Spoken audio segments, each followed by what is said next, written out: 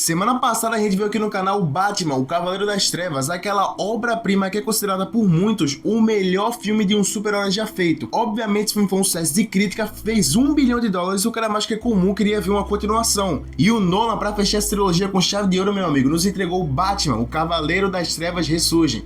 Então, cara, já pega o teu lanchão maroto, porque começa agora a última parte da saga Batman no ano, resumindo sagas, aqui no Em Resumo é Isso. Bora lá, lançado em 2012, Batman, o Cavaleiro das Trevas Ressurge já começa com o Bane sequestrando um físico em um avião voando, tocando uma trilha sonora muito boa, cara. E sim, meus amigos, o Nolan, ele pendurou dois caras em um avião e derrubou o outro. Mano, esse cara aqui ele é tão viciado em efeito prático que lá no segundo filme ele deve ter chorado no banho, já que ele não conseguiu convencer o ator a ter metade do rosto queimado pra fazer os dois caras e teve que usar um CGI. É foda. O filme então corta e a gente descobre que se passaram 8 anos desde os acontecimentos do segundo filme. E o Gordon tá com aquela angústia de ter que defender um cara que apontou a arma pra cabeça do filho dele. Mas pelo bem de Gotham, ele ainda assim segura aquela mentira. E a gente também descobre que o Bruce Wayne ele tá isolado desde aqueles acontecimentos. Aqui fica claro que a morte da Rachel abalou ele psicologicamente. E com toda essa história do Harvey, Gotham realmente criou esperanças e agora tem uma lei que assegura que criminosos fiquem presos por mais tempo. Então ele desde ali não treina, não sai de casa, não faz porcaria nenhuma, por conta do luto que ele tá vivendo da Rachel. Ele tá tão sumido, cara, que ele nem liga mais pra empresa dele. Ele agora contratou uma mulher chamada Miranda Tate, que tá a cargo das empresas de Wayne. Esse começo do filme aqui, ele enfatiza bastante o Bruce Wayne quebrado. Ele nunca se superou pela morte da Rachel, cara. Também mostra o Alfred tentando empurrar o seu amigo pra cima. Eu acho muito legal como o Nolan ele criou a relação desses dois personagens aqui. Porque desde o começo do primeiro filme, o Alfred, ele é aquela figura que ele tenta incentivar o Bruce Wayne, e que tenta dar os melhores conselhos pra jogar ele pra cima. Fica claro aqui que o Alfred, ele se importa muito com o amigo dele. Posteriormente até, o Alfred, ele até conta uma história de que quando o Bruce viajou pra fazer os treinamentos do primeiro filme, o Alfred sempre ia pra Ibiza no final de ano pra tirar férias e imaginava o seu amigo feliz com uma companheira no final de tudo. Porque querendo ou não, cara, o Alfred é a única família que restou do Bruce Wayne. E é muito legal como o Nolan ele consegue acertar na construção desses dois personagens aqui, cara. É verdade. Ainda somos apresentados a Selina Kyle, a mulher gato, entra na mansão do Bruce e rouba as digitais dele, porque ela tá querendo uma ficha limpa com a polícia. E como é que ela vai conseguir uma ficha limpa cometendo um crime, eu também não sei, mas o fato é que ela entra na mansão e rouba as digitais do Bruce Wayne. O filme então segue e a gente descobre que esse rolo todo das digitais é um plano do Bane para falir o Bruce Wayne. Até porque nessa altura do campeonato ele já sabia que o mesmo era o Batman. O Bruce até o momento ele não sabe nada disso e ele chama a polícia para investigar, já que ele tá aposentado do Batman. E entre esses policiais tem um chamado John Blake, que faz um mais um ali e descobre que o Bruce Wayne ele é o Batman. Na verdade aqui ele pagou de doido e jogou esse verde aqui, e o Bruce, como um idiota, ele caiu direitinho. E cara, esse cara aqui descobre que o Bruce é o Batman da maneira mais cagada do mundo, cara. Mas o Bruce deu sorte de ser um policial que não era corrupto em Gotham City. E em paralelo a isso, mercenários do Bane capturam o Gordon e a gente descobre que tem todo um alistamento de mercenários que o Bane tá fazendo no esgoto. Ou seja, o negócio ele tá escalonando pra caraca, porque o Bane tá formando um exército. Porém o Gordon ele consegue escapar. Ele tá todo ferrado porque ele tomou um tiro na coluna, mas ele consegue escapar. E o Bruce, vendo tudo isso, então decide retomar o seu manto de Batman. O que é aquilo? Ah, você vai ver um espetáculo hoje, filho. E tem um detalhe muito legal aqui, é que além do Bruce ele ter ficado mais de 6 anos parado, nos poucos anos que ele atuou como Batman, ele tá todo ferrado, cara. Joelho sem cartilagem, ligamento inflamado, calcificação por todo canto. Tu vê que essa rotina de sair todo dia de noite pra descer sarrafo em vagabundo sem dormir direito acabou com o cara. Mas como o Bruce é rico, ele tem um monte de aparato lá e ele consegue voltar ativa como se nada tivesse acontecido. Dinheiro! Daí tem toda a perseguição do Batman indo atrás dos capangas do Bane depois de um assalto, que é muito legal, cara, porque a polícia também vai atrás do Batman, só que o Batman, ele é o Batman, em determinado momento ele consegue escapar com seu novo aparato, o Batwing. E depois de sair dali, ele se encontra com a Selina Kyle, que leva ele direto pro Bane pra ter um X1 franco com o vagabundo. O Alfred, ele alerta que é uma péssima ideia o Batman peitar o Bane agora, porque ele tava sem treinar por anos, e mesmo com esses aparatos tecnológicos, o Bane, cara, ele é um tanque de guerra, mano. Então claramente ele pode dar cabo do Batman na porrada, porém o Bruce ele tá muito arrogante aqui, cara, decide ignorar os conselhos do seu amigo e vai atrás do Bane. O problema aqui é que a Selina Kyle, ela faz uma arapuca, ela atrai o Batman direto para uma armadilha do Bane. Então o Bane chega perto do Batman e fala assim: "Hello, Miss Wayne, I'm break you." Que merda. Cara, essa voz aqui do Bane é um ponto divisível entre os fãs. Novamente, se tu vê esses filmes do Batman dublado, tu não vai nem ligar. Mas se tu vê no original, pode causar uma certa estranheza. Eu curto, porque pra mim é uma característica do personagem. Lá na frente eles explicam que o Bane, ele usa essa máscara aí porque ele sofreu um ferimento grave e ele tem que usar essa máscara pra sobreviver, o que consequentemente ela afeta a voz dele. Pra mim é um toque legal que eles dão pro personagem, mas sinceramente eu acho que a mixagem de som ela realmente errou um pouquinho aí na voz do Bane. Teatralidade e ilusão. Agentes poderosos para os não iniciados. Theatricality and deception. Powerful agents to the uninitiated. Eu não entendi o que ele falou. O Bane explica que o plano dele é seguir os ensinamentos do Ra's al Ghul lá do primeiro filme de destruir Gotham, e que se o Batman quisesse impedir ele, era só ele derrotar o Bane. Que na cabeça do Bruce seria fácil. Porém, meu amigo, o Bane aqui, cara, ele é um tanque de guerra, o bicho é parrudo. O Batman, ele toma uma surra, ele apanha muito, mano. E ele simplesmente não consegue causar nenhum dano no Bane. E, meu amigo, tem uma cena muito legal aqui que o Bane pega e quebra a coluna do Batman, velho. Numa cena extremamente foda, baseada na HQ A Queda do Morcego, que acontece a mesma coisa. O legal aqui é que essa cena ela é crua, ela não tem trilha sonora nenhuma. Tu só escuta as pancadas que o Bane tá dando no Batman. I was wondering what would break first. Your spirit? Or your body? Cara, está doendo. Então o Bane ele pega o Batman e ele joga o Batman numa prisão. E ele explica que ninguém conseguiu sair daquela prisão. Além, é claro, do próprio Bane.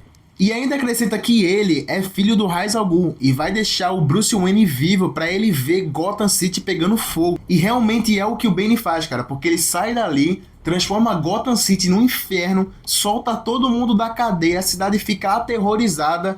E ele também faz uma coisa que eu acho que só foi possível porque a polícia de Gotham é a polícia mais incompetente do mundo, cara.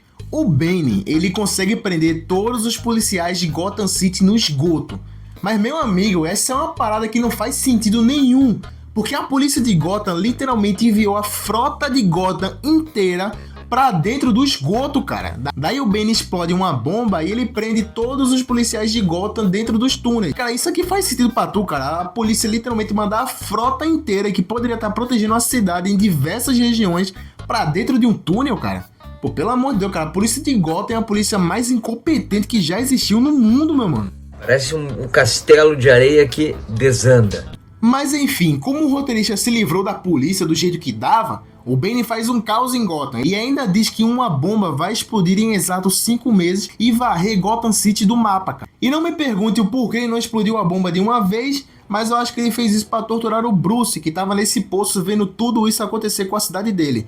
E durante 5 meses, cara, mostra o Bruce Wayne treinando e se fortalecendo para tentar escapar desse poço. E para isso ele tem que escalar e dar um salto a uma distância relativamente curta. Porém, cara, quando ele chega lá em cima, ele não tem tanto apoio para pegar impulso, o que torna esse salto extremamente difícil. E não é à toa que só uma criança conseguiu escapar desse poço, que foi o Bane. Daí o Bruce tenta e ele não consegue. Até que um dos caras que estava lá no poço pega e diz: olha, pra tu conseguir subir aí, tu tem que saltar sem a corda de segurança. Daí o Bruce, claro que fica com receio, porque isso é literalmente um tudo ou nada. Porque caso ele falhe, ele vai morrer, cara. E eu acho isso muito legal, porque já linka lá com o primeiro filme do Bruce tentando perder o medo de morcegos e tentando superar a perda dos pais. Ele até tem alguns delírios aqui, onde ele vê o Ra's al Ghul, vê o seu pai. E eu gosto muito dessa parte aqui, porque é uma parada realmente de superação. Porque o Bruce agora, cara, é um homem que ele tava no topo. Ele caiu literalmente no fundo do poço. E agora tá tendo que se reconstruir tijolo por tijolo. E pra isso acontecer, ele tem que abandonar o medo e enfrentar essa porra de peito aberto. E pra mim essa parte aqui, ela engrandece demais esse filme, cara. Porque diferente dos filmes atuais de herói, que na maioria das vezes só existe uma ação genérica e vazia, esses filmes do Nolan conseguem te passar mensagens boas pra tua vida. E a mensagem aqui, cara, ela é clara. Não importa o quão fundo do poço você esteja, confie em si mesmo e ressurja. Why do we fall? So that we can learn to pick ourselves up. Então, meu mano, todo mundo do poço começa a incentivar o Bruce, todo mundo começa a gritar pra apoiar ele. Cara, essa cena aqui é foda, tô até arrepiado de comentar isso aqui. O Bruce Wayne então abandona o seu medo, toma coragem, salta sem as cordas e consegue escapar do poço. E, meu amigo, que cena foda!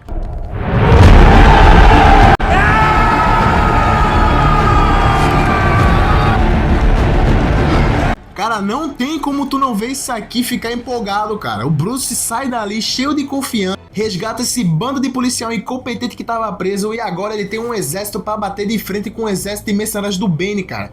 E aqui, cara, a partir daqui o filme ele vira um cabaré de cego porque é uma luta campal de policiais versus mercenários e o Bane em determinado momento ele chega lá, os dois lutam. Cara, essa batalha final aqui é muito foda porque agora, cara, o Batman ele passou 5 meses treinando. O Batman ele fortaleceu o corpo, fortaleceu a mente e em determinado momento, cara, ele consegue dar cabo do Bane porque ele atinge o único ponto vital que o Bane tinha, cara, aquela máscara. Tu vê que o Bane ele não consegue respirar direito, mas mesmo assim o Bane consegue dar uma coça no Batman, cara. É muito foda tu ver que o Bane ele é um tanque de guerra, cara. Tem uma hora que ele começa a socar nos pilares lá e ele quebra os pilares no soco. Cara, esse vilão aqui ele é muito foda, cara. Porém, meus amigos, o fato do Bane ser um tanque de guerra e não poder respirar direito, uma hora acaba dando ruim pra ele. Então o Batman senta o sarrafo no Bane e consegue derrotar o Bane, cara. Cara, esse momento ele é muito bom, cara. É aqui que o filme brilha pra mim, cara. Porque depois acontece uma merda que puta que pariu, velho. O filme ele caga tudo quando é revelado que a verdadeira vilã por trás de todo esse plano é a Miranda Tate.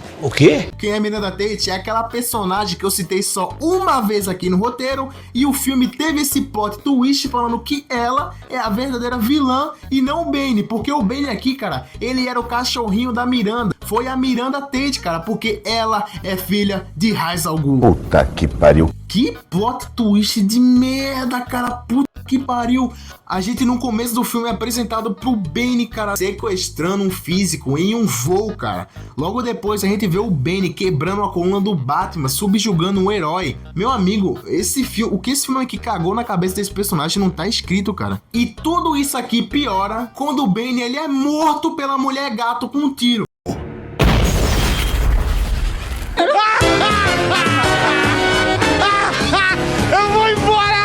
Cagaram pro personagem aqui do nada, velho. Pois bem, a Miranda dá uma facada no Bruce, a mulher gato ela mata o Bane e aí começa a perseguição final. O Batman consegue resolver isso aí em 2 pulos, né? Porque a Miranda é uma vilã completamente incompetente. E aí, cara, a gente tem outra cena aqui que, meu amigo, o Batman ele chega pra Miranda pra tocar uma ideia e a Miranda pega e fala assim: não tem mais como desativar a bomba ela vai explodir em 2 minutos. Em vez do Batman simplesmente pegar aquela bomba e ir pra puta que pariu e voltar o mais rápido possível, ele fica lá trocando uma ideia com a Miranda. E aí, cara, a cena da Miranda Tate morrendo é a parada mais vergonha alheia que eu já vi no cinema, velho.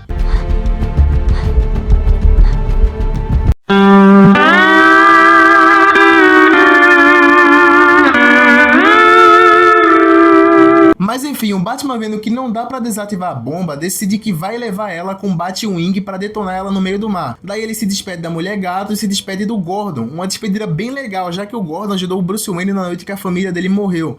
E o Bruce também tem uma consideração muito legal aqui pelo Gordon. E a cena de despedida dele dialogando com o Gordon e ele levando a bomba nuclear pra detonar no meio do mar, naquele take lá do pôr do sol, ela é muito legal, cara. Então fica subentendido que o Batman morreu, mas que ele acabou salvando milhares de pessoas no processo. O Alfred então fica desolado na lápide do Bruce ao lado dos seus pais, e novamente eu tenho que elogiar a relação desses personagens aqui, porque no enterro do Bruce só apareceram 4 pessoas, mas dali, cara, o único que é 100% família do Bruce é o Alfred, cara. Só que beleza, cara, passa-se um tempo e o Lucius Fox pergunta por que os engenheiros eles não conseguiram colocar o piloto automático lá no Batwing, porque pô, se tivesse piloto automático, o Batman teria conseguido sobreviver. Só que os engenheiros pegam e falam assim, não, o Bruce Wayne ele colocou o piloto automático antes desses acontecimentos aí. Então, cara, fica subentendido que o Batman, ele é muito malaco, cara. Ele é o Batman e ele não tá morto. Até porque nesse mesmo tempo a gente vê que o Blake, ele recebeu uma carta com a localização da Batcaverna e também descobre que o nome de batismo dele era Robin. E no final do filme, cara, o Alfred ele vai pra Ibiza, como ele sempre falava que fazia, e quando ele olha pra frente, ele vê o nosso querido Bruce Wayne feliz com a mulher gato, do jeito que ele sempre imaginou. E assim, cara, a gente encerra a franquia do Nolan. Muita gente critica esse final aqui porque o Nolan deixa expositivo demais, mostrando que o Bruce Wayne tá vivo. Mas eu acho que o Nolan mostrou isso para fechar o arco de superação do Bruce lá com a Rachel do começo do filme. Esse filme aqui, ele é sobre superar as coisas, cara. O Bruce, ele superou tudo. Superou a tragédia que aconteceu com o amor da vida dele, superou todo o medo daquele poço, superou a si mesmo, voltando e dando cabo do vilão e salvando a cidade que ele amava. Cara, esse final aqui, ele é muito bom, tá? Pra mim é realmente o final de trilogia que fecha muito bem.